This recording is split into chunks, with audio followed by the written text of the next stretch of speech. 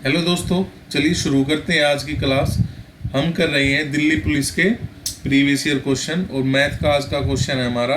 एक आयताकार भूखंड की लंबाई इसकी चौड़ाई से 15 मीटर अधिक है। यानी कि एक आयताकार भूखंड है, क्या है, एक आयताकार भूखंड है, उसकी जो लंबाई है उसकी चौड़ाई से क्या अधिक है, 15 अधिक है। हमने माना ये बी है, तो ये क्या है, ये बी प्लस 15 है। ठीक है, तो ये सवाल है, आगे पढ़ते हैं।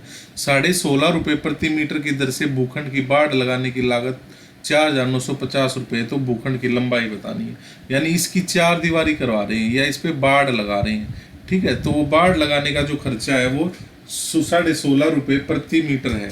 तो क्या हमें क्या करना है, हमें क्या निकालना पड़ेगा, हमें निकालना पड़ेगा परिमाप। और परिमाप का सूत्र क्या होता है, 2L प्लस बी, ये होता है। तो पहले हम परिमाप निकालते हैं। हमने जो चीज़ मानी उसको एज टीज रख देते हैं यहाँ पे। 2L क्या माना हमने, बी प्लस 15 और प्लस में बी। आप इसको सोल्व करेंगे तो 2b 4b और प्लस 30। तो ये क्या आ गया हमारा, ये आ गया हमारा परिमाप। अब रख देते हैं इसको सामने। हमारा परिमाप क्या है, 4b प्लस 30 ब्रैकेट बंद है गुना में 16.5 रुपये। ठीक है, और बराबर में क्या है, 49.50। अब आप इसको सोल्व करेंगे तो क्या हो जाएगा, ये हो जाएगा 165/10 गुना में 4b प्लस में 165/10 गुना में 30 और बराबर में 49.50 है। आप इसको सोल्व करेंगे तो 0 से 0 और ये करेंगे तो 3 पंजे 15, 3 6 18, 495 प्लस में इसको सोल्व करेंगे तो ये कट जाएगा 2 और ये 33, ये आ जाएगा 66b।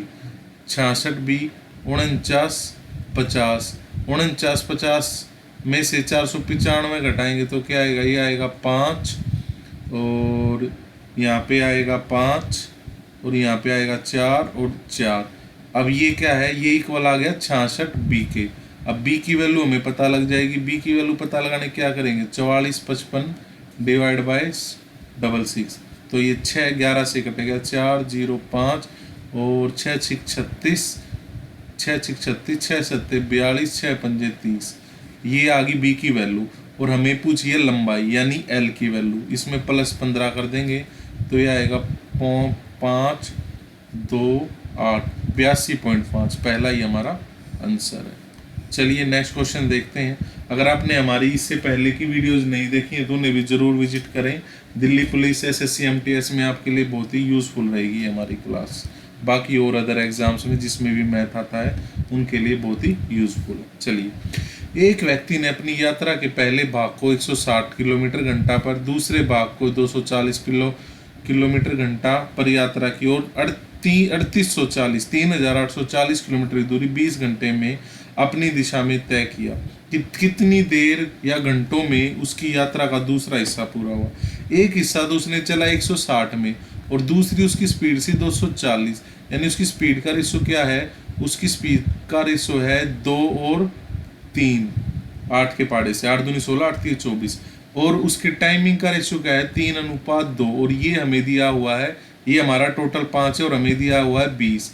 एक का मतलब है 4, तो उसके दूसरे हिस्से की पूछे तो 8, यानी 8 घंटे उसको लगे।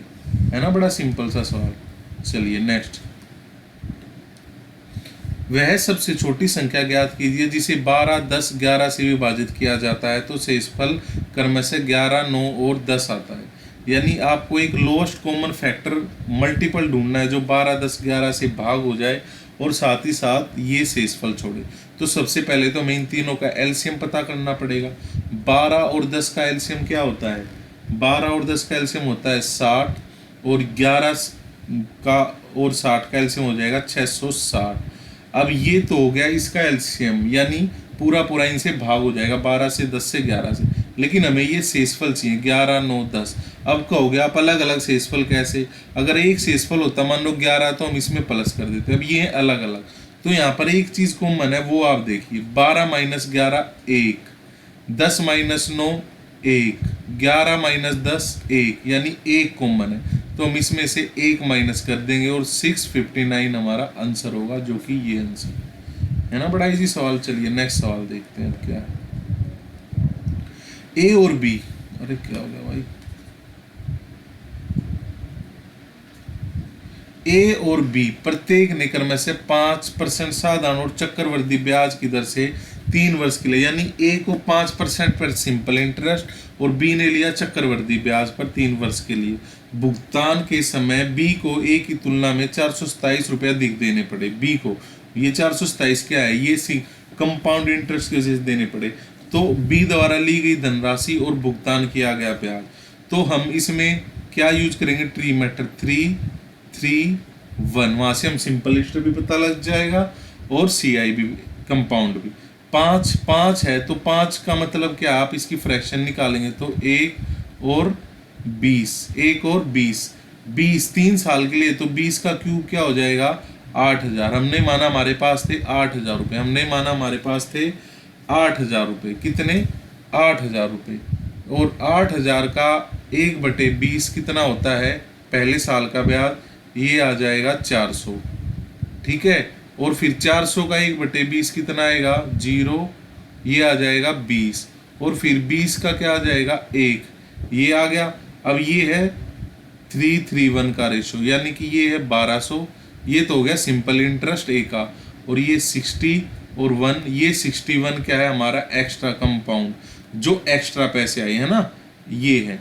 तो ये 427 के बराबर है।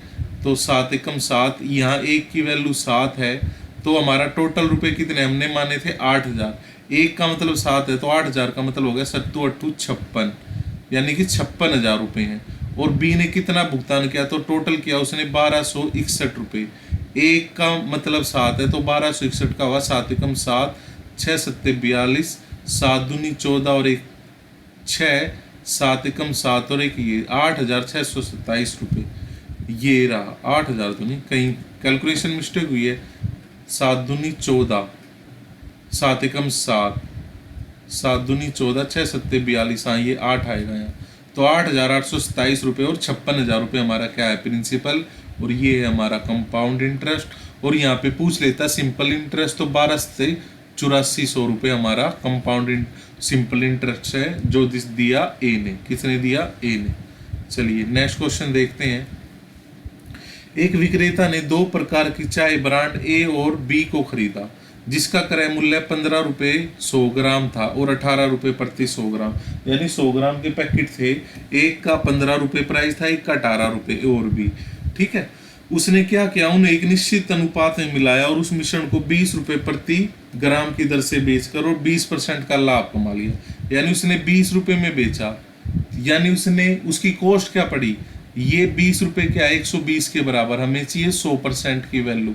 हम इसे करेंगे क्रॉस मेथड से, तो 0 से 0 और 1 6 और ये, यानी कि 50/3 पॉइंटों में करेंगे तो कुछ और, यानी 50/3 रुपीज़ क्या है उसकी कॉस्ट प्राइस है।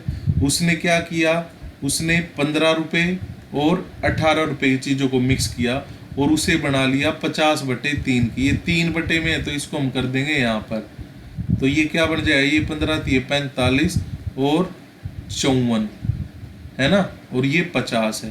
तो इसका करेंगे तो 4 और ये यहाँ से करेंगे तो 5, 4:5 में उसने क्या किया, उसको मिलाया, और ये पहला ही हमारा आंसर है, ठीक है।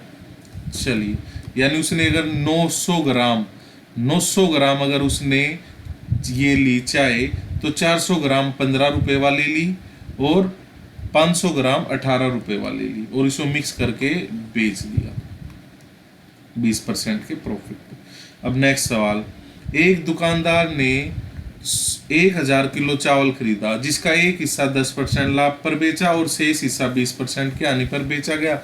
पूरे में उसे 11% की हानि हुई। ये भी हम क्रॉस मेथड से करेंगे। कैसे, 110 रुपये में पहली चीज़ बेच दी और दूसरी शेष जो बची वो 20% की हानि, यानी कि 80% पे। ओवरऑल उसको क्या हुआ, ओवरऑल उसको 89 रुपीज़ पड़े, है ना। ये रहे 1100 माइनस 11 89, तो 9 और यहाँ से आएगा 21, यानी कि 3:7 के उसमें उसने चावलों को बेचा। ये बेचे 3 चावल, ये बेचे 7 चावल। हमारे अकॉर्डिंग टोटल 10 चावल थे लेकिन थे 1000, यानी एक का मतलब 100। तो 110% के पर बेचे 300 किलो चावल और 700 चावल बेचे 80% पे, इसीलिए उसको हानि हुई। इसने पूछा है 20% की हानि पर कितना बेचा, तो 700 किलो चावल बेचा। ये रहा हमारा आंसर। और 10% के लाभ पर पूछता तो 300 किलो बेचता। चलो भाई नेक्स्ट। यदि ए की आय बी की आय से 35% अधिक है, ए की आय यानी एक बी की आय अगर 100 है ना, तो ए की आय 135 है। ठीक है, अब ये पूछ रहा है तो बी की आय ए की आय से कितने परसेंट कम है, कितनी है, 35 कम है। किससे कंपेयर कर रहा है, ए से कर रहा है। ठीक है, गुणा में 100, तो 7 और 2 27, 700 बटे 27, ये आएगा 27 दूनी 54, और यहाँ पे आ जाएगा 6 16 160। ठीक है, अब 5 दूनी 10, 5 सत्ते 35, ये आ जाएगा पंजे पे 135। 27 सिक्का कितना होता है, 6 सत्ते 42, 4 6 दूनी 12, नहीं तो ये पंजे पे आएगा, यानी 125 पॉइंट कुछ आएगा। इसने कहा निकटतम पूर्णांक 125 आएगा। 25 हमें दे नहीं रखा, 26 है, तो यही हमारा आंसर है। पूरी कैलकुलेशन करने की जरूरत नहीं है, चाहो तो कर भी सकते थे। चलिए नेक्स्ट देखते हैं। मोटरसाइकिल में पेट्रोल से भरा टैंक 30 दिनों तक चलता है। यदि कोई चालक प्रत्येक दिन 20% अधिक पेट्रोल का उपयोग करना शुरू कर देता है, कितने दिन। हमने माना कि रोजाना कोई आदमी 10 लीटर पेट्रोल खर्चता है और 30 दिन में वो यानी कि वो 300 खर्चता है। अब वो क्या करने लगा, एक दिन में 10 की बजाय 12 खर्च करने लगा, यानी कि 20% काटेंगे तो 120 12, तो एक दिन में 12 होने लगा। टोटल 300 लीटर है, तो इसको भाग कर दो, ये आएगा 12 एकम 12, 12 दूनी 24, 12 पंजे 60, 25 दिन चलेगा भैया, 5 दिन एक्स्ट्रा कम। नेक्स्ट सवाल, ए 45 दिनों में कार्य कर सकता है। ये क्या कर सकता है, 45 दिन में काम कर सकता है। वह 30 दिनों तक कार्य करता है और उसके बाद कार्य छोड़ देता है, यानी वो अपने 15 दिन का काम छोड़ देता है। यदि 20 से इस कार्य को, यानी इसी कार्य को, बराबर कार्य को 15 दिन में पूरा कर देता है, यानी यहाँ से इनकी एफिशिएंसी आ जाएगी 1 3। ये कौन था, ए, ये था बी, तो ए बटे बी क्या है, बी, ए तो आया 1 और बी आया 3, यानी ए एक दिन में एक काम करता है तो बी 3 काम करता है, बी 3 काम करता है। तो ए एक दिन में एक काम करता है, यानी वो टोटल काम 45 दिन में करता है, यानी टोटल काम था 45, तो ए तो ले रहा है 45 दिन, तो ये 3 काम करता है तो ये लेगा 15 दिन, है ना। 3 एकम 3 और 3 पंजे 15, और पूछा भी हमसे यही गया, तो ये हमारा आंसर हो जाएगा। चलिए नेक्स्ट सवाल देखते हैं। 2 वर्ष पहले 5 सदस्यों के एक परिवार की औसत आयु 18 वर्ष थी। 2 साल पहले औसत आयु कितनी थी, 18 वर्ष, यानी कि टोटल मिला के 90 ईयर थी उनके। ठीक है, 2 वर्ष पहले। और अभी प्रेजेंट में कितना हो जाएगा, 18 है तो 20 हो जाएगी, यानी 100 ईयर हो जाएंगे। 100 टोटल उनकी 100 है। यहाँ पे 18 थी एवरेज, यहाँ पे 20। हमने पूरा सवाल यहाँ तक कर लिया। अब आगे देखते हैं क्या डिमांड। परिवार में एक नया सदस्य जोड़ने के बाद परिवार की औसत आयु अभी भी समान है, यानी 18 ही रह जाती है। कितनी रह जाती है, 18 प्रेजेंट में। लेकिन अब सदस्य कितने हैं, 6, यानी कि अब हो जाते हैं 108, और होनी कितनी चाहिए थी, 100, हुई 108, यानी कि 8 नया कोई मेंबर जुड़ा, यानी कि जिसकी उम्र 8 साल है वो नया मेंबर, और वही उसकी आयु है वर्तमान। चलिए नेक्स्ट सवाल। 43,892 रुपए की राशि 3 वर्षों के लिए प्रत्येक 2 व्यक्तियों को उधार दी जाती है। एक को 30% साधारण ब्याज पर, भी पीछे हमने ऐसा ही सवाल किया, दूसरे को 30% पर। तो आप इस सवाल को आप खुद करना, ये मैं आपके लिए छोड़ रहा हूँ। ठीक है, जो भी आंसर आए मुझे जरूर बताना। बाकी मैं इसका आंसर बता देता हूँ, इसका आंसर मेरे हिसाब से ये होएगा। ठीक है, तो आप इसको सोल्व कर लेना, सेम सवाल है बिल्कुल। चलिए आगे देखते हैं। 2 संख्याओं का योग 26 है और उनका अंतर 14 है। अरे भाई, a प्लस बी 26 है और a माइनस बी क्या है, 14 है। तो यहाँ पर इनको हम जब सोल्व करेंगे तो क्या आएगा, हमारा आएगा 12। क्या आएगा 12, 12 आ गया। और इसको आप कर दो हाफ, इसको आप कर दो हाफ। 26 और 14, 26 में से 14 घटाएंगे 12, ठीक है। 12 को हमने हाफ कर दिया, तो ए और बी के पास 6 तो है, लेकिन एक के पास 14 ज़्यादा है क्योंकि डिफरेंस 14 आ रहा है। तो किसी को भी मान लो, हमने इसको 14 मान लिया, यानी कि ये 20 है और ये 6 है। अब ये पूछ रहा है तो अगर हम बड़ी संख्या को 3 गुना, बड़ी संख्या को 3 गुना कर दें, यानी इसको हम 3 गुना कर दें, तो ये हो जाएगा 60। और जब हम 6 से भाग करेंगे तो भागफल क्या आएगा, तो भागफल 10 आ रहा है भाई। ये हमारा आंसर है, ये रहा 10। ठीक है, चलिए नेक्स्ट सवाल। एक वस्तु का अंकित मूल्य 5,000 रुपये है। देखो भाई, हम बिल्कुल फालतू बात नहीं करते, सवाल से सवाल करते हैं। आप भी सवाल करें, अच्छे से समझें। कोई डाउट हो तो कमेंट बॉक्स में बताएं। ठीक है, चलिए आगे चलते हैं। एक वस्तु का अंकित मूल्य 5,000 रुपये है। क्या है, 5,000 रुपये। 15%, 10% और 18 के 3 क्रमागत छूट दी जाती है। तो उसका एसपी पूछा, यानी 5,000 रुपये है। पहले उसे 15% यानी 85% उसका एमआरपी आ जाता है। फिर उस पर भी 10% की छूट देती है तो 90% आ जाता है। फिर उस पर भी 18% की दी जाती है तो 82% आ जाता है। ये सोल्व कर लेंगे तो हमारा एसपी आ जाएगा। तो ये गई 2 जीरो, 1 जीरो से 1 जीरो यहाँ, 1 जीरो से 1 जीरो यहाँ, ये पूरा कट गया। ये 5, ये आ गया यहाँ पे 20, ये 10, ये आ गया यहाँ पे 41। अब आगे काटोगे तो कट रहा है, ये नहीं कट रहा, 2 से 5 रह जाएगा। तो हम इस 10 को छोड़ देते हैं। तो ये 9 एकम 9, इसकी गुना कर लेते हैं। हमारे पास क्या बचा है, 85 गुना 9 गुना 41 बटे में 10। तो इसको कर लेते हैं। तो 9 एकम 9, 9 चौक 36, और इसको हम करते हैं 85 से गुना। 5 निम 45, 4, 5 31 और 1 4 है ना, 5 31 और 4 यहाँ था 5 निम 45 का, तो 3 वहाँ चले गए, 5 3 15, 15 और 3 18। अब ये देखते हैं, 9 72, 7 48, 48 और 7 5 है ना, 48 और 7 5 55, 3 8 24 और 1 29। तो ये 5 6 3 1 3 और 10 की जगह ये 31 36.5, ये रहा हमारा आंसर। चलिए नेक्स्ट सवाल देखते हैं भाई क्या है। नेक्स्ट सवाल नहीं है, यहीं तक आज की हमारी क्लास है। तो ये था हमारा आज का प्रीवियस ईयर क्वेश्चन की सीरीज।